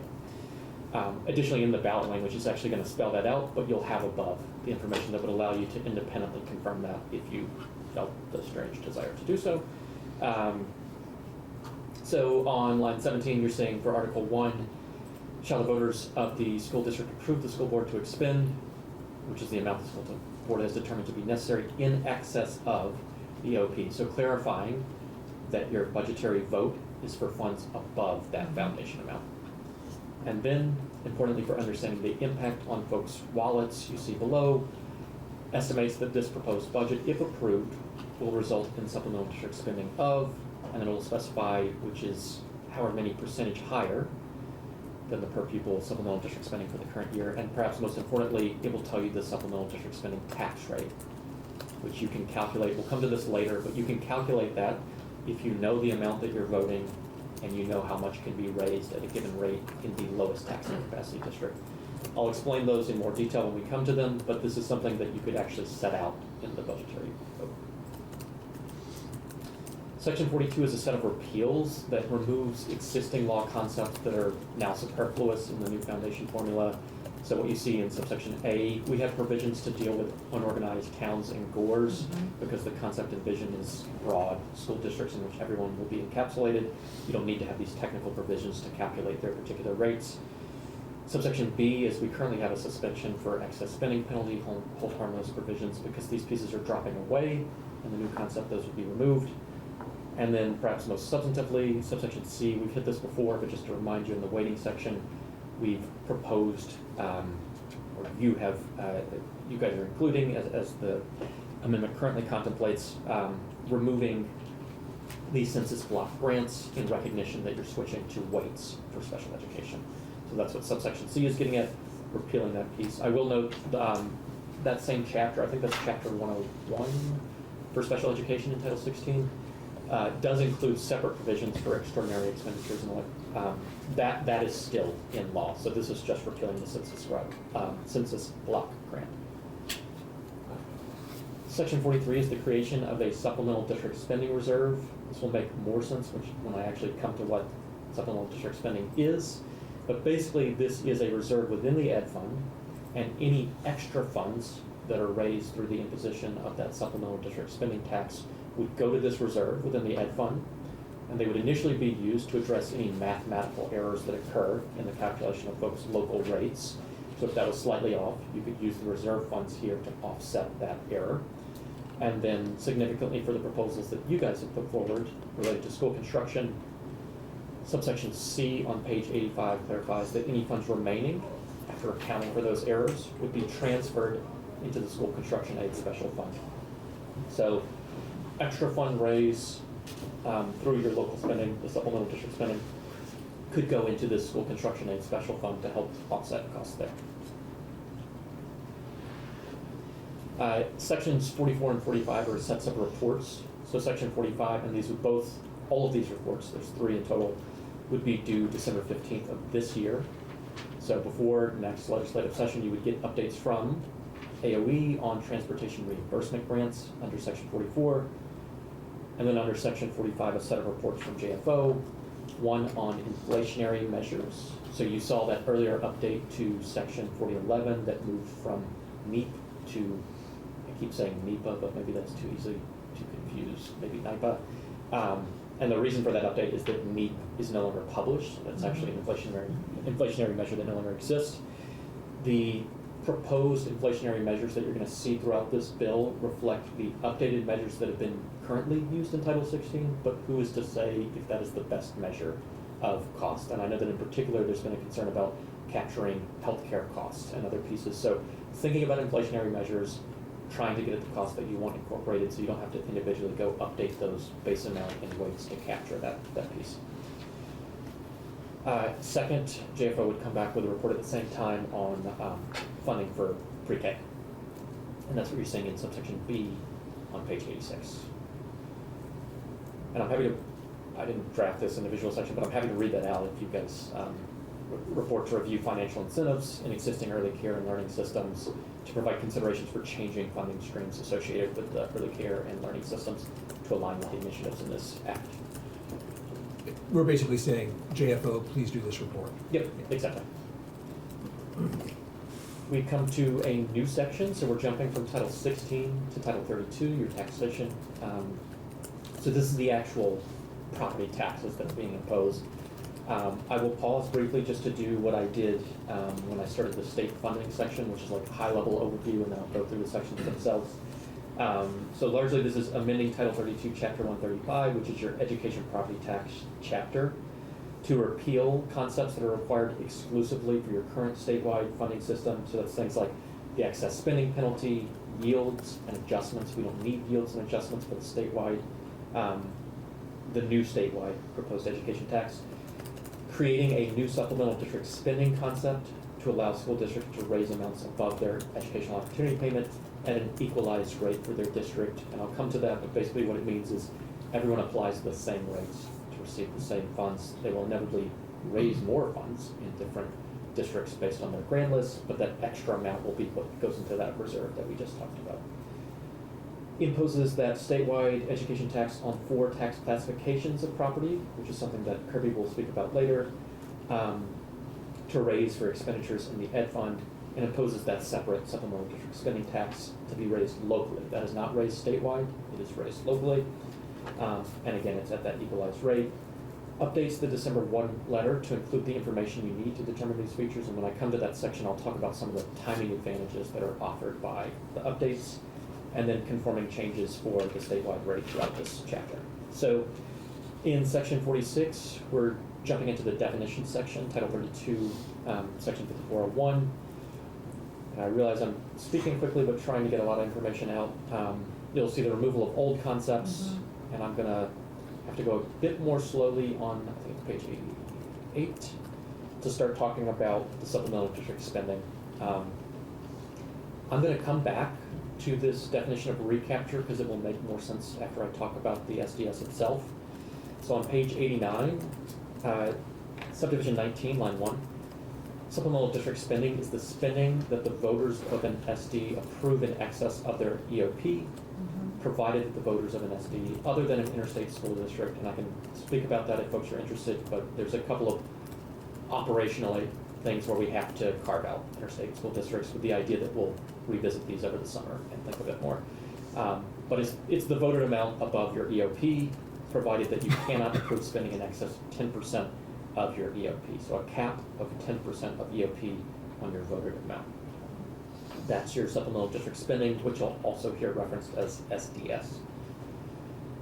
I'm going to skip over the yield and I'll come back to it in just a second. I want to talk first about the per pupil. The per pupil supplemental district spending is that figure we just talked about, your SDS, but divided by LTM. So not weighted, it's just divided by long-term membership.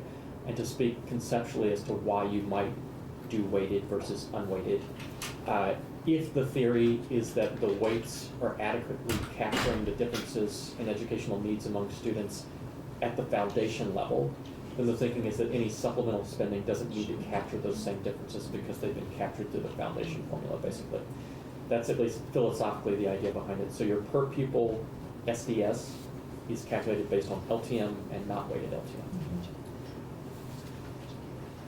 Subdivision 22, this is really important for equalizing the rates that folks apply to raise their funds. So this is the school district with the lowest taxing capacity. This is the school district, other than an interstate school district, anticipated to have the lowest equalized grand list per long-term membership. So basically this is who can put forward the least in property value per student. It's the concept here. School district with the lowest taxing capacity, this is what facilitates equalization of the rates. I'm going to scroll back up to the yield because this will be easier to understand now. The yield is a way of identifying and making easy the calculation of a school district's supplemental district spending tax rate. And basically what it says is to any school district, imagine that you are the school district with the lowest taxing capacity. What rate would you have to charge, were you that district, to raise the amount that you want to raise? That's what the yield says. It says pretend you're that district, what rate would you need to charge? And so the way technically that works is it says it's the amount of revenue that would be raised, revenue per long-term membership, that would be raised in that school district with the lowest taxing capacity using a tax rate of $1 per $100 of equalized education property value. And mathematically what this means is you can take your voted amount and divide it by this yield, and it will tell you the rate that you would have to charge were you that school district with the lowest taxing capacity. The effect will be that if you are not that school district, you would raise more, but you would only receive what you voted, and the extra amount you raised would go to that reserve. That's the concept there. And I will scroll back up to the definition I skipped over on page 88, which is recapture. And this is exactly that piece that we were talking about. Recapture is the amount of revenue raised through imposition of that supplemental district spending tax that is in excess of their SDS. It's in excess of what they voted. So they keep what they voted, and then flowing from the equalization of the tax rate, any extra amounts. And to be clear, this would only apply to districts that are not the lowest taxing capacity district. If you're the lowest taxing capacity district, you would raise exactly what you need, and you wouldn't have any extra raised through equalization. I guess I'm a little confused why there wouldn't necessarily be any extra. Wouldn't you just have a different rate? You know, if I'm, maybe I need an example. I know. So I'm not the lowest Yep. taxing capacity district. Yep. We want to raise however many dollars. Why would we not? I guess I don't know where the extra is coming from. Would they just change their rate? They can't change the rate. They have to apply the rate that would be required in the poorest Okay, district. that's the part I was kind of missing there, Yep. is I apply that rate. So I want to raise $2 million, whatever it is. I then have to look at the lowest Exactly. taxing 10%. capacity district and say, well, this is the percentage they would have to have, Yep. and it can't be more than 10, right? There's a cap of 10% still? 10% of your EOP. So even if it worked out that their rate would be 12%, 13%, it couldn't be, it can't be more than 10. And that's what I have to do whether I need that much money or not, I would, right? I think. And that's where the extra comes from? So No.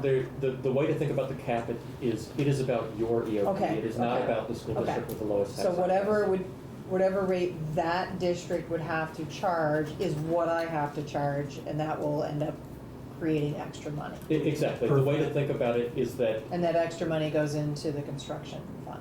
Okay, that's the part I was missing. Okay, thank you. okay. We want Charlie, some would you like to- context? Yes, Yes. give me an like a pretend example. Okay. I think I got it, but. I don't know if I can do a pretend example.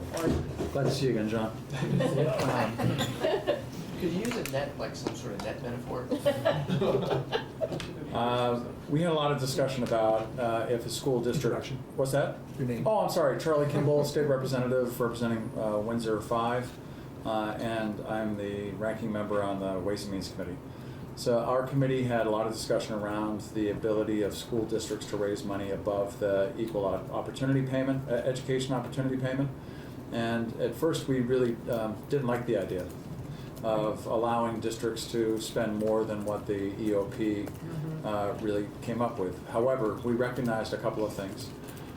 One is that there may be times in which the school districts felt like there was a need to raise more than the EOP actually delivered based on what they thought was important for their educational programs. So one was giving districts that ability. The second is that there had been in the past the state failing to meet its obligations under the foundation formula in the 70s and 80s, and that led to Brigham in that way. So we wanted to make sure that communities had that ability, school districts had that ability. So then we set out to figure out, well, how much should we allow them to spend? So we had a lot of discussion around, should it be 5%, 10%, 20%? Right now, as you know, the excess spending threshold is 18% over the median. Is it a median? I honestly don't know. Yeah, median. Let's just say that it's the median.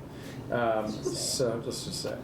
And so when we were looking at this, we initially considered a penalty so that anyone that was spending over their education opportunity payment would have to contribute into the reserve fund.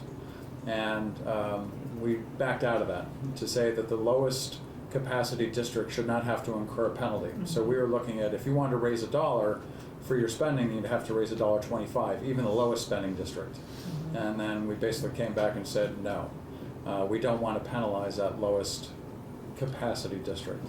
So instead, this was also part of the original construct to be compliant with Brigham, so that if one school district was looking to raise more money, it could not be disproportionate to what another school district could use. So they could just raise the amount that they needed, but because of their grand list per pupil, they would be end up spending, raising more. So in the examples we had, and Julia Richter did some great modeling for us to show what that would be, and that's on our website. As to how much excess money would be generated. She took some very generic things, made up students. It wasn't based on any particular district. And so that those funds, those extra funds would flow into the special reserve for a year and account for any kind of accounting errors or that kind of stuff that have to be corrected because maybe the distribution was too much, maybe the money coming in wasn't enough. So it would allow it to kind of settle. And then from there to flow into the state aid for school construction reserve. So that was the idea. So we don't have any specifics to say what if, the Lakes Region District wanted to spend X amount, because again, we're talking about boundaries that don't exist yet. Right. The other thing I just want to say is that we've had many conversations with legislators who were concerned about their towns being unfairly taxed. And we have to think that the school districts are larger than what they are now. And so the grand list for these larger school districts will be really more equalized, depending on the boundaries that are drawn. Right. So it's not that any particular community is singled out, because it's part of a much larger ecosystem. Thank you very much. Thank you. Great to see you.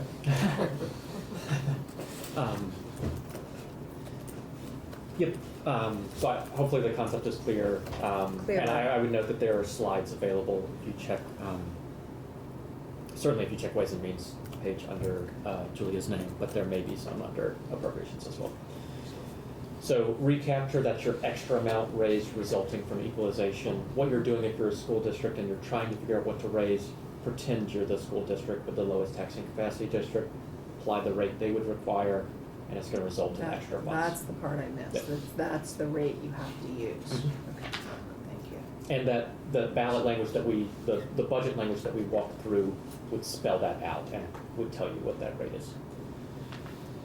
On page 90, we're jumping to the actual section that imposes the taxes, the property taxes, the education property taxes. So repealing the existing statewide education tax, which contemplates variation in local spending through the homestead rate and then a uniform non-homestead rate, and replacing with a single rate, a statewide education tax rate, sufficient to cover expenditures from the ed fund, other than that supplemental district spending, which is dealt with exclusively at the district level. And after accounting for forecasted available revenues. So very similar to the current structure where non-property tax revenues, you think about how that factors into your expenditures, and then after you've accounted for those, you fill the hole with the statewide education property tax rate. There is something unique about the approach here, although it's not going to be obvious in the math at this time. Maybe years from now it will be clear.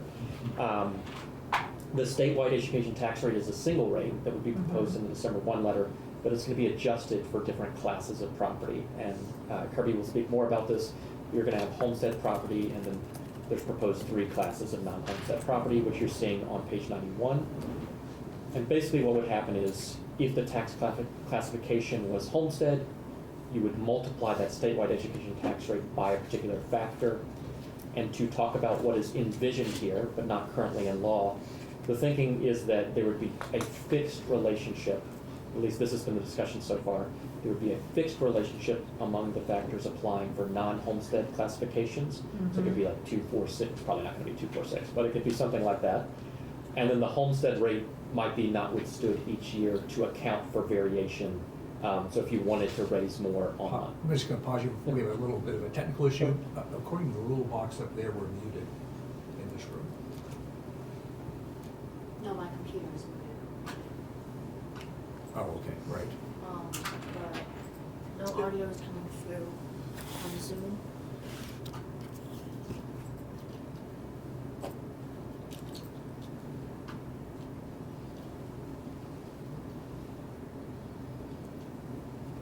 So has that been? Josh? Audio is good on my end now. Okay. Thank you very much, Josh. Yep. So I'll just restate the last piece I was stating, which is that the statewide education tax rate, which would be listed in that December 1 letter, would be adjusted for particular classes of property, classifications of property. You'd have these 4 distinct classifications, homestead, and 3 different non-homestead classifications, which you're going to hear more about. Currently, you see a factor of 1 for each, so it's sort of meaningless at this point. You would just have a statewide education tax rate. But the idea is that you could have fixed relationships among the factors for non-homestead classifications. This way you could say, we want to tax this kind of property more heavily than other kinds of property, or we want to encourage this one, so we're going to tax this one less. And then if you wanted to account, as is currently done, for variation in how much liability is borne between homestead and non-homestead, you could do that by notwithstanding the homestead rate factor each year to account for that variation. But that'll make more sense once we have actual factors. It's meaningless with factors of 1. But that's the thinking for the future. I'm going to skip pretty quickly through these sections because they're relatively... Can I ask a clarifying question? This new classification Excuse me. does not take effect until the new foundation formula takes That's right. effect? Yeah, I think it kicks in January 1, 2029 to pick up the liabilities you would need for the 29 year. Yeah. Thank you. So it's many years out. Yep. You're going to see some technical conforming changes here. We no longer have the statewide adjustment required because we're no longer using a yield for that statewide education tax rate. So if you don't mind, I will skip pretty quickly through these. I did want to call out this on page 92. Subdivision 3. This is another one of those provisions that I was talking about where we have things to address what happens if you haven't voted a local budget. Again, you're in a new environment now where that local budget means something quite different. Conceivably, you could be a school district that never votes a budget for supplemental district spending. On page 93, there is a substantive update to existing law. This wouldn't come into effect until 2029. So, but this is under existing law. The Secretary of Education determines these net education tax payments. I think there was confusion as to why that is currently done this way. So the update proposed here is that the Commissioner of Taxes would make that determination. But that is a substantive shift in the way that it's currently dealt with. Otherwise, these provisions are largely treated the same way they are in existing law, with just conforming changes. Removal on lines 11 through 14 of language required for the PTC, which is being repealed later in the bill. And then removal of technical provisions under subsection E, where you had to have a weighted rate, because you could be a town that's in multiple school districts, Right. and so you needed a weighted rate to account for that. That's not proposed to happen under the new system. You would just have one rate. On page 95, you see the actual imposition and description of the calculation of the supplemental district spending tax. So this is imposed on all homestead and non-homestead property. I will note that this does not have the same factors that apply, that account for variation for that statewide education tax rate. This would just be one rate that applies across all property. The reason that both homestead and non-homestead are called out here is that the exemption later on relies on a homestead declaration. So if you wanted to apply the exemption, as is contemplated here, to the supplemental district spending tax, you need to have at least that classification. And I'm seeing quizzical, okay, Not related. okay. Well, related, but not Okay. worth interrupting. Okay. The actual calculation starts on line 6, and we've talked about this a couple of times now, but the commissioner shall determine that supplemental district spending tax rate by dividing the school district's per pupil supplemental district spending by that yield. So basically, you calculate your amount and you compare it against what a 1% rate in the poorest district would require, creates a multiple of 1%. And so effectively, you have your rate, which is what would be required in the school district with the lowest taxing capacity district to raise the amount of funds that you have approved in your supplemental district spending vote. Remaining provisions are technical. They align with how taxes are collected and assessed for the statewide education property tax. So you see new text here underlined, but that's just because it's providing the same measures for the supplemental district spending tax.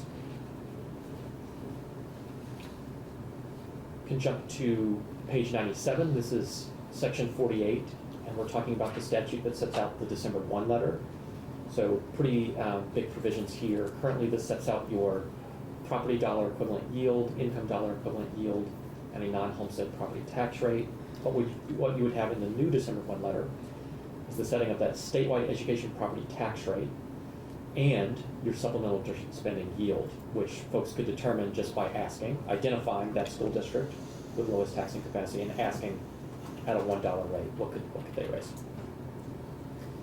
They make standard assumptions in this December 1 letter for maintaining statutory reserves and assuming that any funds in that supplemental district spending reserve would not be available. So this is ensuring that they don't look at the full pool of funds in the ed fund.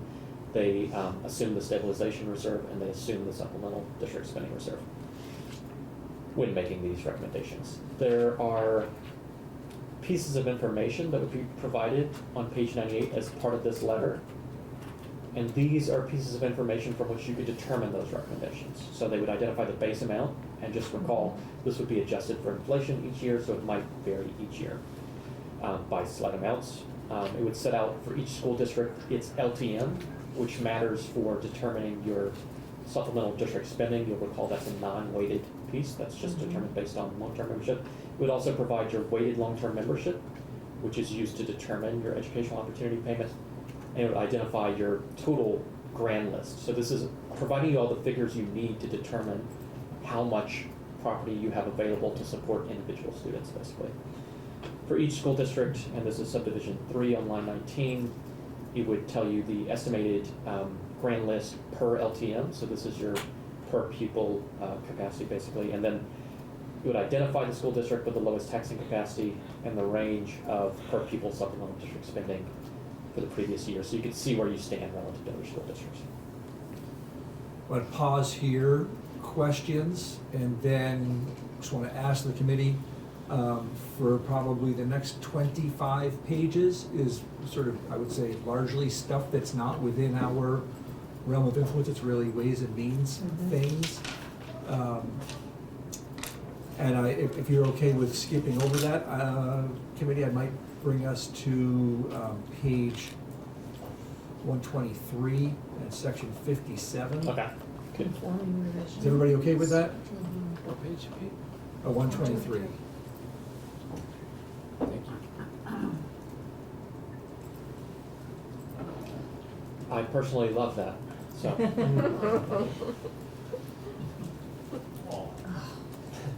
Where's that? All right. And I see a raised hand also, I'm not sure. Oh, yes, Josh, go ahead, please. John, you had mentioned we were gonna get back into the weeds at some point about the homestead and non-homestead, Yes. tax rates. Okay, so I just have a question around that, so we're in. Josh, I think we may be skipping over a fair bit of that because it's more of a ways and means thing. So, no, so why don't you go ahead and ask your question right now? Okay, so, on the non-homestead for apartments, we have it where, the long-term lease is over 6 months. Currently, the lion's share of landlords who have long-term tenants and some newer ones will sign a long-term lease, a year, 2 years. However, most of the time, those leases will convert to a month-to-month lease in perpetuity. And there's a benefit to that for both parties. Someone's not pigeonholed into a lease that if they come upon hard times, they have to break the lease.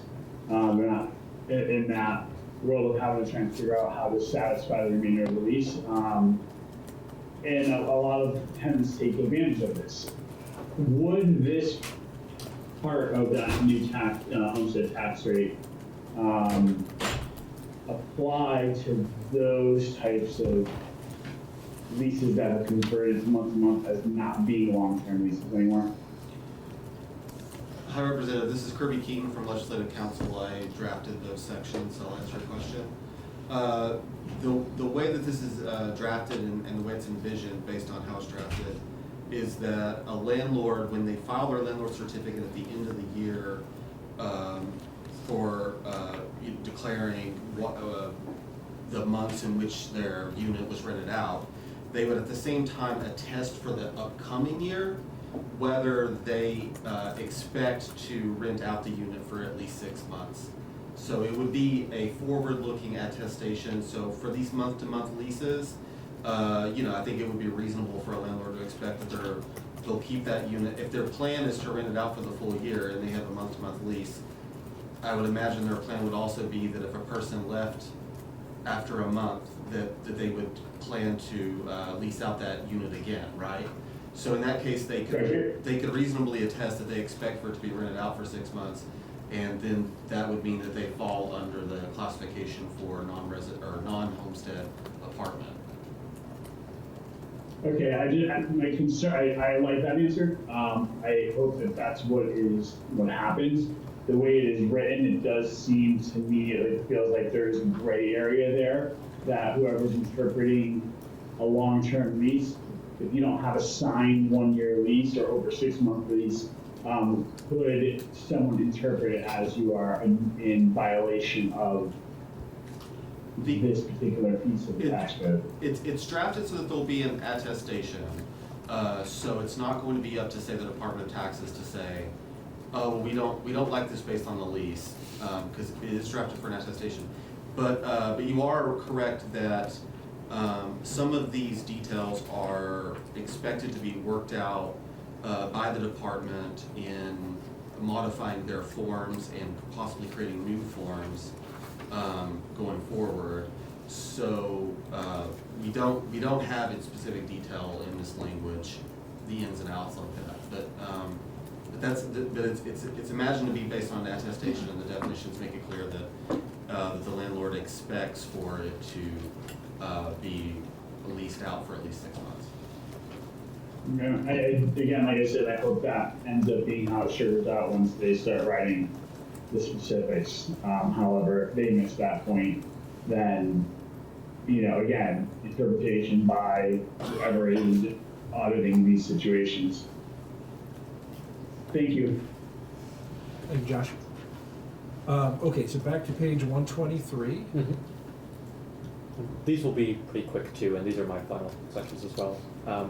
So we have talked before about the new weights and the base amount reflecting Dr. Colby's memo, and what those figures reflect is a cost factor approach.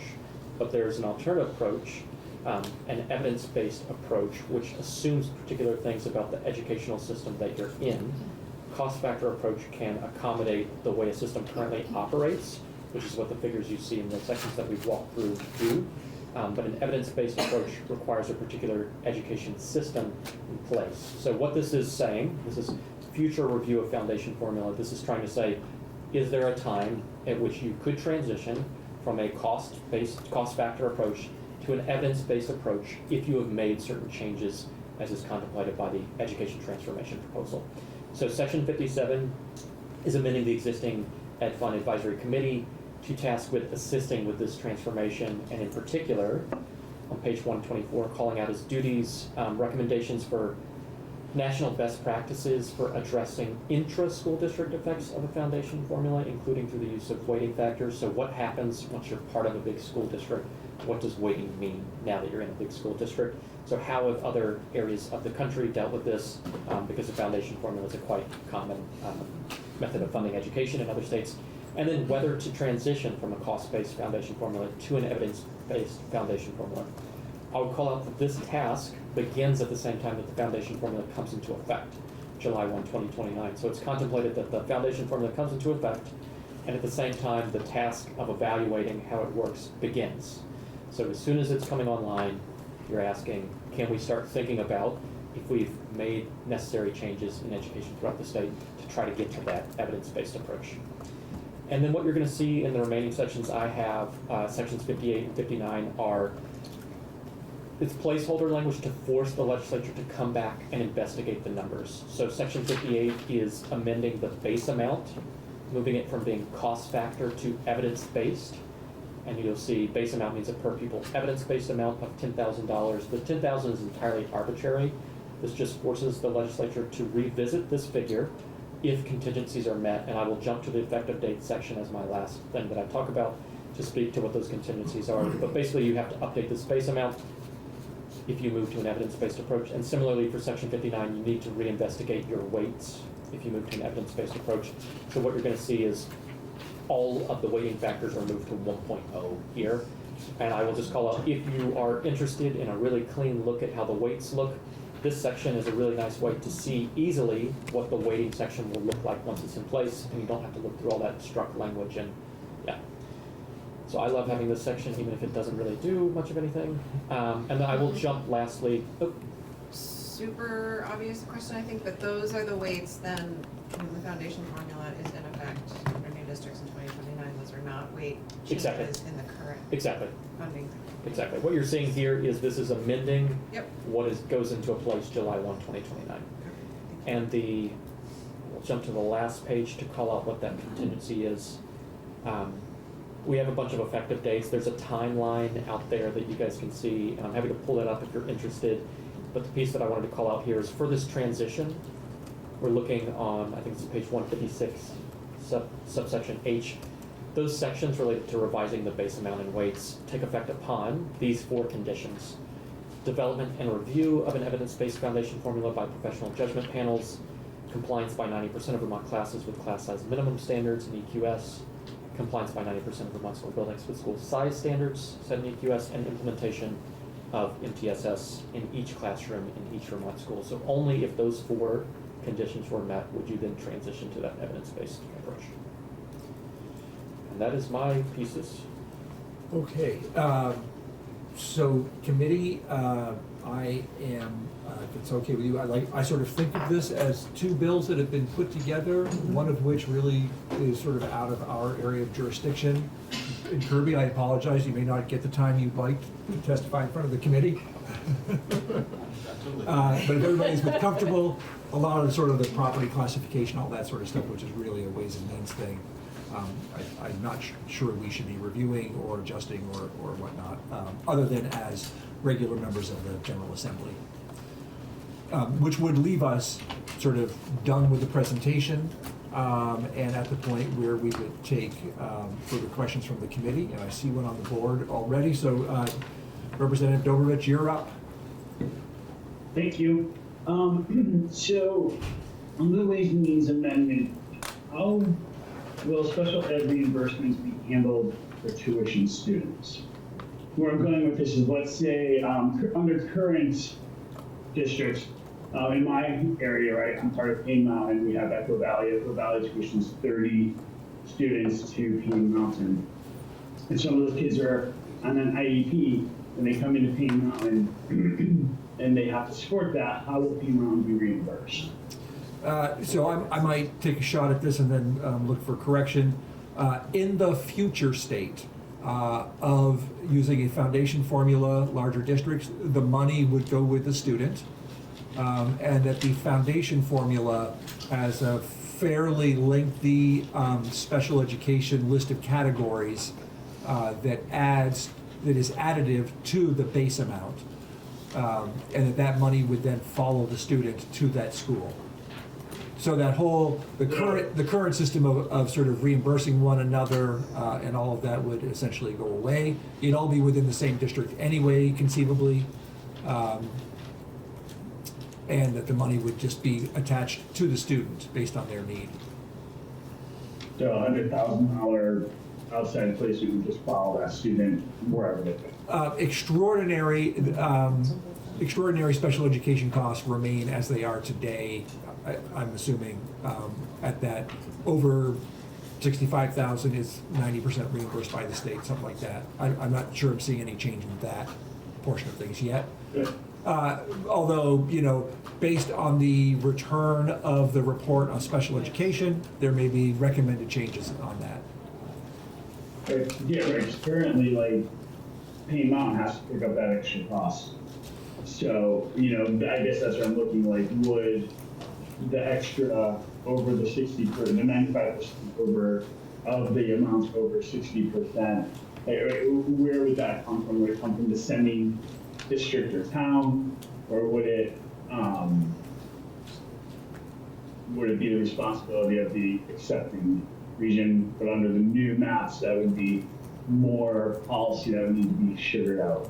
Probably the latter, but this does not speak to changing the extraordinary special education costs from the current everything over $65,000 is essentially covered by the top of the ed fund.